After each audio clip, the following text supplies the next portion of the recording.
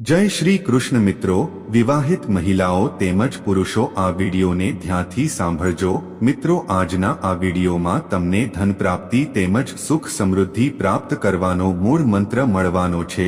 તેથી જો તમે પણ તમારા ઘરની સુખ શાંતિ, સંતાનની કમી કે પછી ધનની કમી અથવા કર્જાથી પરેશાન છો કે પછી તમારું ભાગ્ય તમારો સાથ નથી આપી રહ્યું કે તમારા ઘરમાં લક્ષ્મીનો વાસ નથી રહ્યો, તમારા ઘરની સુખ શાંતિમાં રૂકાવટ આવી રહી છે અને તમને તમારા કાર્યમાં સફળતા નથી મળતી, તો પ્રિય મિત્રો, આજના વિડીયોમાં ખૂબ જ મહત્વપૂર્ણ જાણકારી મળવાની છે। મિત્રો, ફરી એકવાર તમારું સ્વાગત છે ડિવાઇન સ્ટેલ્સ ગુજરાતી પર। મિત્રો, આપ તમામના પરિવારને ભગવાન હંમેશા સુખ, સમૃદ્ધિ અને ખુશી આપે એવી પ્રાર્થના કરું છું અને તમે હંમેશા તમારા માતા પિતાની સાથે ખુશીથી જીવન વિતાવો એવી ભગવાનને અમારી પ્રાર્થના છે। તો મિત્રો, આજનો વિડીયો ખૂબ જ જ્ઞાનવર્ધક થવાનો છે, તેથી વિડીયોને છેલ્લે સુધી જોતા રહેજો। અને વિડીયોની શરૂઆત કરતા પહેલા જો તમે ચેનલ પર નવા હોવ તો ચેનલને સબસ્ક્રાઇબ કરીને વિડીયોને એક લાઇક કરી દેજો। તો ચાલો મિત્રો, આપ સૌનો કિંમતી સમય બગાડ્યા વગર વિડીયોની શરૂઆત કરીએ। જે કોઈ મહિલા અથવા પુરુષ વિવાહિત છે એવા મનુષ્ય માટે આ જાણકારી ખૂબ જ મહત્વપૂર્ણ છે। મિત્રો, જે મહિલાઓ પોતાના પતિથી નારાજ રહેતી હોય કે પછી પોતાના પતિ સાથે રહેતી ના હોય તો પણ આ વિડીયોને નજરઅંદાજ બિલકુલ ના કરતા અને આ વિડીયોને તમે અંત સુધી સાંભળજો। દર્શક મિત્રો, એક ગામમાં એક ગરીબ શેઠ રહેતો હતો। હવે તમે એવું વિચારી રહ્યા હશો કે આ શેઠ હતો તો ગરીબ કેવી રીતે, અને આ બંને વિરોધાભાસી શબ્દો એક સાથે કેવી રીતે હોઈ શકે? તો મિત્રો, આ બધો ભાગ્યનો ખેલ છે। મિત્રો, દરેક મનુષ્યના જીવનમાં સારો અને ખરાબ સમય આવે છે। એવી જ રીતે આ રણછોડદાસ શેઠ પણ એક જમાનામાં ખૂબ અમીર હતા અને તેઓ ખૂબ દાન પુણ્ય કરતા હતા। જ્યારે એનો સમય પલટી ગયો ત્યારે ધીરે ધીરે તેઓ પોતાનું ધન ગુમાવતા ગયા અને આખરે આજે એવી હાલતમાં પહોંચી ગયા કે લોકો એને ગરીબ શેઠના નામથી જાણવા લાગ્યા। પરંતુ કહેવાય છે ને કે સારા કર્મોનું ફળ મોડું મળે છે પણ સારું જ મળે છે। આવું જ આ ગરીબ શેઠ સાથે પણ બનવાનું હતું। જે નગરમાં આ શેઠ રહેતા હતા ત્યાં એકવાર રાજાના લોકોએ એલાન કર્યું કે જેણે જેણે સારા કાર્યો કર્યા હોય તો તે કાલે રાજ દરબારમાં આવે અને રાજા સામે પોતાના કાર્યો ગણાવીને રાજા પાસેથી પોતાના કાર્યો અનુસાર પુરસ્કાર લઈ જાય। મિત્રો, આ એલાનને શેઠની પત્નીએ સાંભળ્યું એટલે શેઠની પત્ની ખૂબ રાજી થઈ, કેમ કે એ જાણતી હતી કે તેમના સારા સમયમાં શેઠજીએ ઘણા બધા પુણ્યના કાર્યો કર્યા છે। આ વાત શેઠાણીએ શેઠને જણાવી ત્યારે શેઠજી પણ ખુશ થયા અને કહેવા લાગ્યા, કદાચ એવું હોય તો આપણને તો ખૂબ મોટું ઇનામ મળવું જોઈએ, કેમ કે આપણા સારા કાર્યોની લિસ્ટ તો ખૂબ મોટી છે। બીજા દિવસે શેઠ સવારે ઉઠીને બાજરીના 2 રોટલા બાંધીને રાજમહેલ તરફ ચાલવા લાગ્યો। શેઠના ઘરથી રાજાનો મહેલ ઘણો દૂર હતો, સફર લાંબો હતો। અડધા રસ્તે પહોંચ્યા બાદ શેઠ ઘણા થાકી ગયા ત્યારે શેઠજી એક વૃક્ષ નીચે બેસીને આરામ કરવા લાગ્યા અને ત્યાં જ પોતાની સાથે લાવેલા રોટલા ખાવાનું વિચારવા લાગ્યા। શેઠ હજુ આવું વિચારી રહ્યા હતા ત્યારે તેની સામે એક ગાય અને 2 વાછરડા આવ્યા। હવે આ શેઠના હાથમાં રોટલો જોઈને ગાય અને તેમનું વાહરડું શેઠની સામે આવીને ઊભા રહ્યા અને તેના હાવ ભાવથી શેઠ સમજી ગયા કે આ ગાય ભૂખી છે અને મારી પાસેથી ખાવાનું માંગી રહી છે। આ શેઠ પાસે તેમના સારા સમયમાં ઘણી બધી ગાયો હતી, એટલા માટે ગાયોનો વ્યવહાર આ શેઠ સારી રીતે જાણતા હતા। અત્યારે ભલે શેઠની હાલત ખરાબ હતી પરંતુ શેઠનો સ્વભાવ બિલકુલ બદલ્યો ન હતો। તેઓ પહેલાથી જ પરોપકારી હતા, એટલા માટે તેમને ગાય પર દયા આવી અને તેમને સાથે લાવેલા રોટલા ગાયને ખવડાવી દીધા। ત્યારબાદ બાજુમાં વહેતા ઝરણામાંથી ફક્ત પાણી પીને શેઠજી પોતાના રસ્તે ચાલવા લાગ્યા। હવે જ્યારે રાજાના દરબારમાં પહોંચ્યા ત્યારે રાજાએ આખા દરબાર સામે શેઠનું નામ પૂછ્યું અને તેમના સારા કર્મો વિશે જણાવવાનું કહ્યું। ત્યારબાદ શેઠજીએ રાજાને પ્રણામ કર્યા અને પોતાના સારા કર્મો વિશે જણાવવાનું શરૂ કર્યું કે હે મહારાજ, મેં ઘણા બધા ભૂખ્યાઓને ભોજન કરાવ્યું છે, ઘણા મંદિરોમાં દાન કર્યું છે, ઘણા નિર્શ્રિત લોકોને આશરો આપ્યો છે, ઘણા બધા તીર્થ સ્થાનોની યાત્રા કરી છે અને હજારો સાધુ સંતોની સેવા કરી છે.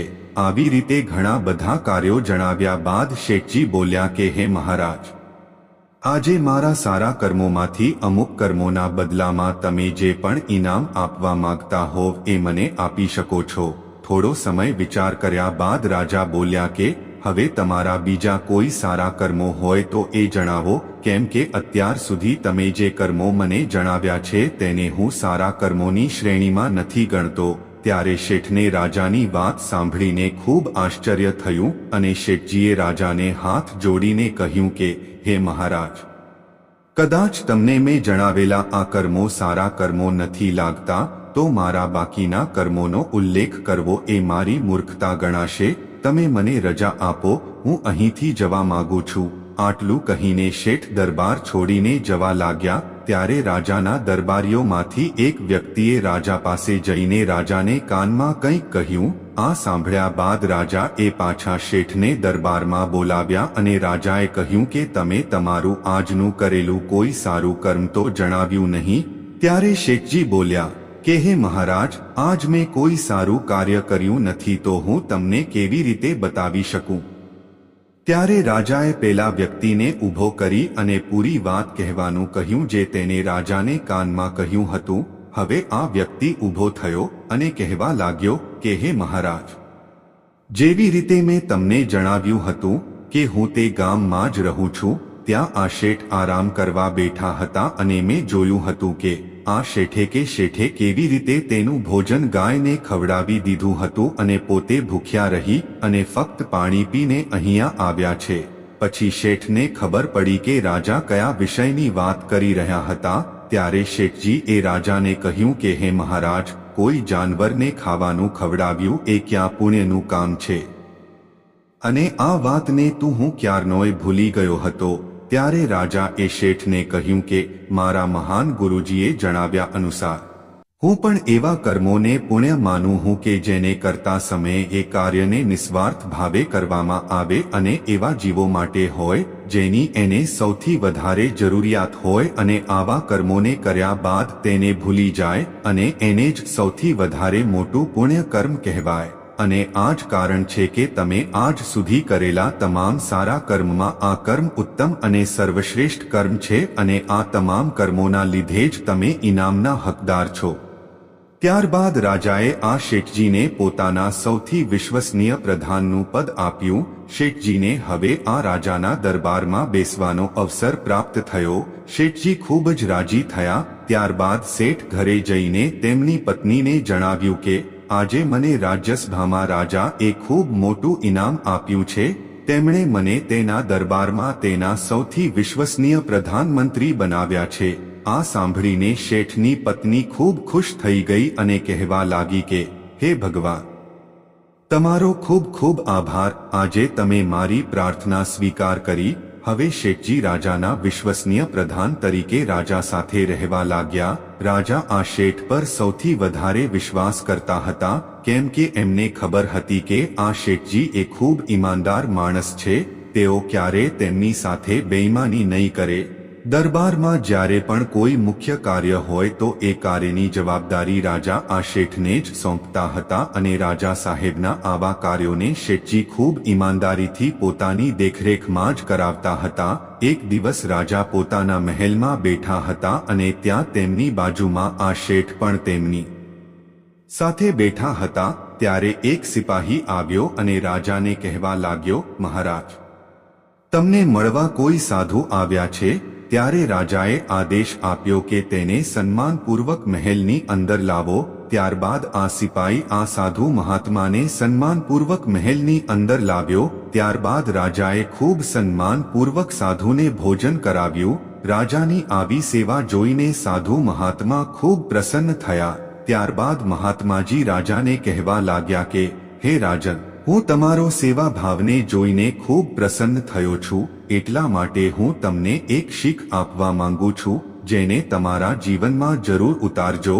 ત્યારે આ સાધુ મહાત્માએ કહ્યું કે હે રાજન, જીવનમાં દરેક પુરુષે આ વાત યાદ રાખવી જોઈએ કે પુરુષે હંમેશા પોતાની પત્ની સાથે ખૂબ સારા સંબંધ રાખવા જોઈએ અને કદાચ પતિ પત્ની વચ્ચે ક્યારેય પણ અણબનાવ બને અથવા તો નાનો મોટો લડાઈ ઝઘડો થાય તો એને થોડા સમયમાં સમજદારી પૂર્વક સુલઝાવી દેવું જોઈએ, કેમ કે પતિ પત્નીના ક્લેશના કારણે ઘરમાં ગરીબી અને દરિદ્રતા આવવા લાગે છે. એટલા માટે પતિ અને પત્ની વચ્ચે સ્નેહ હોવો ખૂબ આવશ્યક છે. દરેક પુરુષે આ વાત યાદ રાખવી જોઈએ કે ક્યારેય પણ પોતાની પત્નીથી ગુસ્સે થઈને તેનાથી દૂર રહેવું ન જોઈએ, કેમ કે આવું કરવાથી પત્નીના મગજમાં એવા વિચારો આવવા લાગે છે કે જેના આધારે હું આ નવા ઘરમાં આવી છું એ જ મારા પર ગુસ્સો કરે છે અને આવા વિચારોથી તેને ખૂબ દુઃખ થાય છે.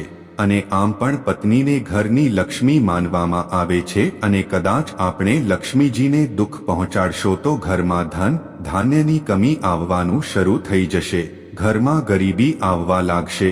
એટલા માટે દરેક પતિ પત્નીએ હંમેશા સાથે રહેવું જોઈએ અને વિવાહ બાદ પતિ પત્નીએ રાત્રિના સમયે ક્યારે અલગ અલગ જગ્યાએ સૂવું ન જોઈએ.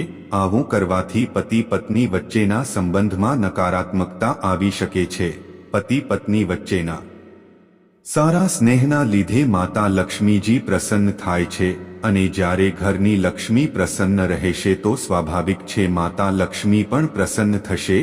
ત્યારે એ સમયે મહારાણી પણ ત્યાં આવ્યા અને તે મહાત્માએ મહારાણીને કહ્યું કે સ્ત્રીઓએ પણ વિવાદ કે ઝઘડા બાદ આ વાતનું ધ્યાન રાખવું જોઈએ કે વિવાદ બાદ પતિનું ઘર જ પોતાનું ઘર છે અને પતિ જ મારો પરમેશ્વર છે એવું સમજીને જ જીવન જીવવું જોઈએ. જો પછી કદાચ સુખી હોય કે દુઃખી, દરેક પરિસ્થિતિમાં હંમેશા પતિનો સાથ આપવો એ જ વિવાહિત નારીનો ધર્મ છે. પતિ પત્ની બંને હંમેશા એકબીજાનું રક્ષણ કરવું જોઈએ. પછી આટલું કહીને સાધુ મહાત્મા રાજાના રાજમહેલમાંથી ચાલ્યા ગયા. થોડા દિવસ બાદ કોઈ કારણોસર રાજાનો રાણી સાથે ઝઘડો થયો. ત્યારબાદ રાજા અને રાણી અલગ અલગ જગ્યાએ રહેવા લાગ્યા, એટલે કે બંને એકબીજાથી દૂર રહેવા લાગ્યા. રાણી એક અલગ ઓરડામાં રહેતી હતી અને રાજા અલગ ઓરડામાં રહેતા હતા. પરંતુ રાણીને પહેલા સાધુએ કહેલી વાત સમજાઈ ગઈ હતી, એટલે તે રોજ રાત્રે રાજાને જોવા માટે રાજાના શયનરૂમમાં જતી હતી. એક વખત આ સમયે રાજમહેલમાં દુશ્મન દેશનો એક જાસૂસ વેશ બદલીને ચોરી છુપીથી રહેતો હતો, જે બીજા દુશ્મન રાજ્યનો જાસૂસ હતો. જ્યારે તેને ખબર પડી કે રાજા અને રાણી વચ્ચે આ સમયે ઝઘડો ચાલી રહ્યો છે ત્યારે તેમણે વિચાર્યું કે મારે આ વાતનો ફાયદો ઉઠાવવો જોઈએ. એટલે તેમણે રાજાને મારીને આખું રાજ્ય લૂંટી લેવાની યોજના બનાવી. એક રાત્રે તે પોતાના થોડા સાથીઓને સાથ લઈને રાજાને મારવા માટે તૈયાર થયો, કેમ કે રાજા તેમના રૂમમાં એકલા સૂતેલા હતા અને તેમની સાથે તેમની રાણી પણ ન હતી. જ્યારે આ દુશ્મન જાસૂસ રાત્રે રાજાના રૂમમાં પહોંચ્યો ત્યારે આ બાજુથી રાણી રાજાને જોવા માટે રાજાના ઓરડામાં બાજુ આવી રહી હતી. ત્યારે રાણીએ જોયું કે કોઈ રાજાને મારવા માટે તેમના ઓરડામાં જઈ રહ્યું છે. ત્યારે રાણીએ પાછળથી સૈનિકોને બોલાવીને આ જાસૂસોને પકડાવી લીધા. જ્યારે સવારે રાજાને આ બધી વાતની ખબર પડી ત્યારે રાજા રાણીને લાખ લાખ ધન્યવાદ આપવા લાગ્યો અને તેમને પહેલા સાધુ મહાત્માની વાત યાદ આવી કે મહાત્માએ કહ્યું હતું કે હંમેશા પતિ પત્ની એક સાથે રહેવું જોઈએ, કેમ કે આવી રીતે રહેવાથી ઘરમાં ધન દોલતની બરકત થાય છે અને આખા પરિવારનું ભાગ્ય સારું બને છે.